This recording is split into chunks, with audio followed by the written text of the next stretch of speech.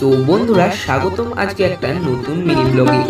আজকের ভিডিওতে কিন্তু আমি আপনাদেরকে কল্যাণী ঘোষপাড়া স্টেশনের কিন্তু যে নতুন রূপ সেটাই কিন্তু দেখাতে চলেছি। হ্যাঁ বন্ধুরা, কল্যাণী ঘোষপাড়া স্টেশনকে কিন্তু পরিণত করা হয়েছে বিশ্বমানের স্টেশনে।